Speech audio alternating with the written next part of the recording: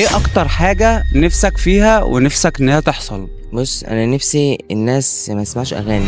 نفسي يعني هم يقرأوا قرآن ويحفظوا قرآن كده. مش عايز الناس تسمع اغاني؟ يحفظوا قرآن وكده، يعني ده الطريق الصح. دي القرآن ده اللي هينفعنا في اخرتنا. طب انت ليه بتقول كده او بتقول لناس كده؟ القرآن هو اللي اصلا هينفعنا في الاخر. انت حافظ قرآن؟ اه. طب ممكن تسمعنا حاجة كده قدام الناس؟ ماشي.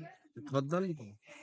ولقد خلقنا الإنسان ونعلم ما توسوس به نفسه، ونحن أقرب إليه من حبل الوريد. إذ يتلقى المتلقيان عن اليمين وعن الشمال قعيد.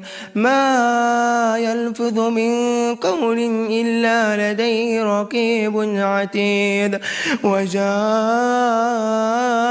سكرة الموت بالحق، ذلك ما كنت منه تحيد. ونفخ في الصور، ذلك يوم الوعيد. ما شاء الله عليك بجد. انت اسمك ايه؟ كريم عادل. حافظ القرآن كله؟ لا، لسه انا حافظ ربع القرآن، ولسه ان شاء الله ناوي ان انا اختم. ان شاء الله ربنا يوفقك. سمعتك دلوقتي يعني صوتك مرة واحدة كده وديته في حتة تانية خالص. لما يعني في ايات في القرآن يعني بتبقى فيها خشوع، غصب عنك بتقول فيها خشوع يعني. وانت بتقلد اصوات شيوخ او كده؟ دي صوت الشيخ ياسر الدوسري. طب حافظ لمين تاني؟ صوت شيخ كده، بس انا مش فاكر اسمه دلوقتي، بس دي في سورة الفاتحة بس. طيب ممكن تسمعنا صورة تانية؟ ماشي. اتفضل. إذ قال ربك للملائكة إني خالق بشرا من طين، فإذا سويته ونفخت فيه من روحي فقعن له ساجدين. فسجد الملائكة كلهم أجمعون إلا إبليس استكبر وكان من الكافرين.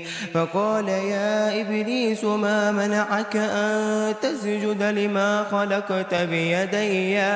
قال أنا خير منه، خلقتني من نار وخلقته من طين. قال فاخرجا منها فإنك رجيم. ما شاء الله عليك بجد. طب انت بقى بتطلب من الناس ايه؟ اللي هم ما يسمعوش أغاني تاني ويحفظوا القرآن، لأن ده هو الصح، والقرآن ده هو اللي هينفعنا في آخرتنا. ويصلوا. ويصلوا. أهم حاجة الصلاة.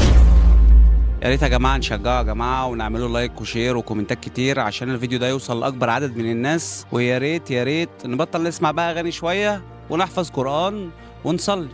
بس كده. بس كده.